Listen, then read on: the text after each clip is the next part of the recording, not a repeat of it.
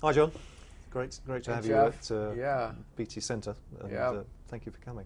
thank you.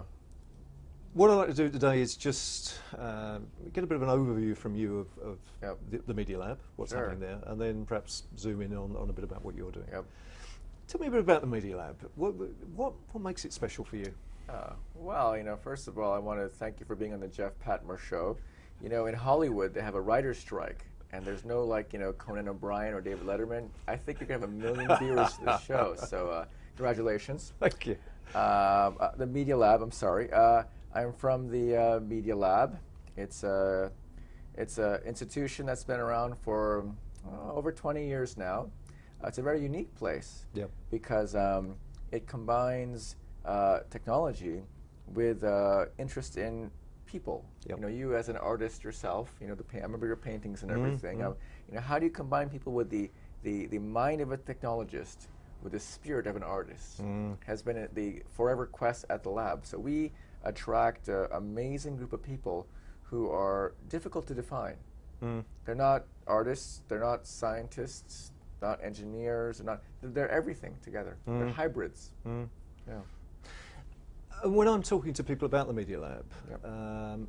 there's a certain something about the ambiance, if you like, the feeling when you're there, and it's one of those things incredibly difficult to describe. Yeah. So I won't ask you to describe it, but are there some things you think which just make it different to other university labs? Oh.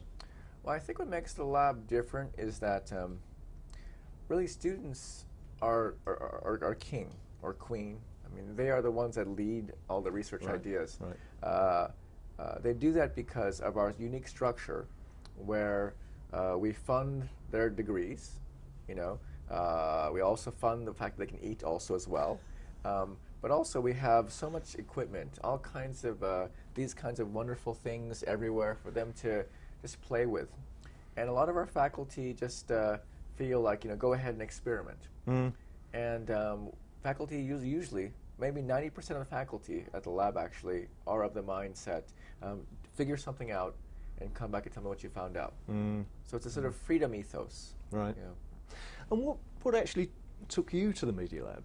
Yeah, well, I'm a kind of a unique case of the Media Lab because I'm actually a dropout of the Media Lab. I was in the PhD program in the late 80s for a year, and then I dropped out, and I never thought I was going to be coming back, Jeff. I left MIT, went to art school, and Right. changed my life. And I never wanted to come back, actually. But what happened is a professor, you remember, Muriel Cooper, one of the pioneers of motion graphics. The fact that we used anti-alias type, the blurry type, to make it look, a lot of her early work was about making the computer a more elegant system to use. Right. And she passed away in '94 at a young age, actually in her late 50s, actually. And the lab was looking for a person that could try to fill her shoes, and so I emerged out of the the dropoutedness. And I got to tell you, you got to love America for some things. And one of them is this sense that, I'm a dropout of the program, but I came back as a professor. And that's very odd. It was a little bit awkward also. I remember some of the people who kicked me out, actually. Somebody, you come back and they're like, hey, hi, I'm back, and I'm one of you now, and that was unique. So, okay, what are you doing at the moment? So first of all, what's the work look like, but what's really motivating you at the moment? Well, what's motivating me right now is I have multiple roles at the lab. Now I'm the Associate Director of Research, which means I have a lot of administration. Administration is fun, isn't it? No. Okay, there you go. This is a candid conversation. Yeah, administration is an interesting kind of thing, my new hobby, I guess. And I'm trying to understand, how do you assist in the management of a lab that's a free-willing lab? Yeah.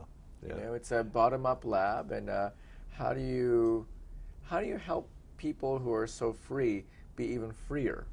It's kind of hard, because that's been a complete excitement for me in all dimensions. So much so that I'm actually so much interested in it that I want to do more of this, I think. Really? More administration. Oh, yeah. It's worrying. Worried a bit? Yeah. So many people are, actually. Yeah. Well, it's because, when when you make things, you make an impact. Yeah. You know, I mean, I was a computer scientist. I can still write code and everything. It's great. It feels good, you know. But the world isn't about computers. It's about people. Yep. And people, when they work together, do accomplish more than even a fancy high-end parallel computing machine. Absolutely. So that, to me, is the ultimate computer to program. So it's not so much about administration. It's more about leading people. It's all about, you know, what can the world do? Yeah. You know? Yeah. And we know it's difficult. It's impossible for the world to get, quote unquote, better or change. You know, everyone will say, you know, I mean, just don't work so hard. You know, I mean, it's all going to be that way. So calm down, you know, and that's what we're told a lot, actually. And as we get older, people tell you even more and more. And I like to believe that, no, there's so much opportunity. Yeah. You know? Absolutely. Yeah. So you like this role of, if you like, a senior mentor?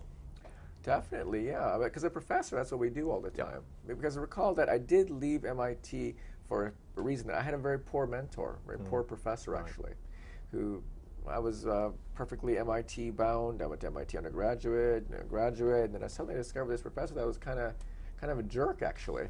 You know, and I was kind of like all kind of bright-eyed and wow, what is this? You know, so I got disillusioned by mentors. Right. So when I came back to MIT, I swore not to become like that. Yep. So it was an exercise. Yep. The best thing about having a bad mentor, a bad boss, is you try to not be like that. Yep. Bad boss or bad mentor. Right. So I can see your motivation there. Yeah. What about the future?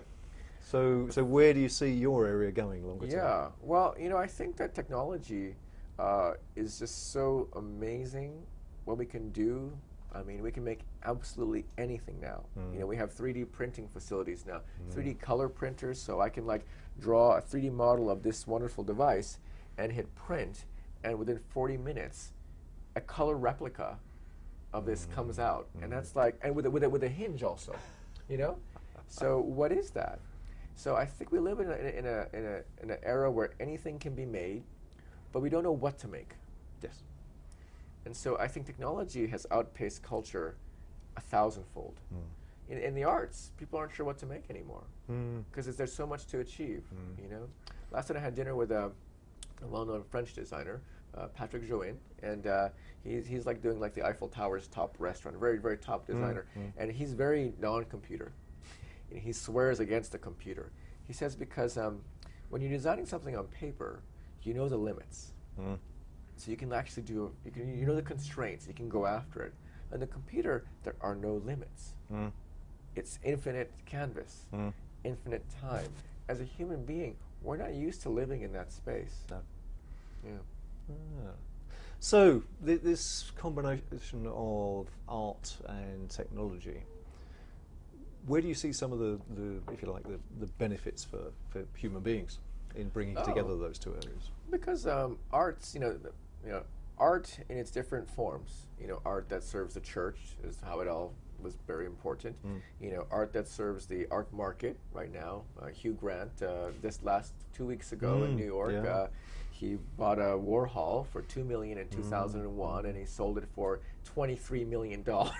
You know, last week. And so, art is a market, but there's also art as a kind of means of communicating the means of human existence.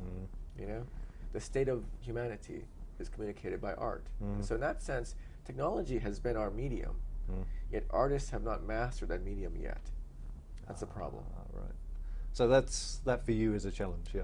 I think so, yeah. Right. Okay. You know, That's great.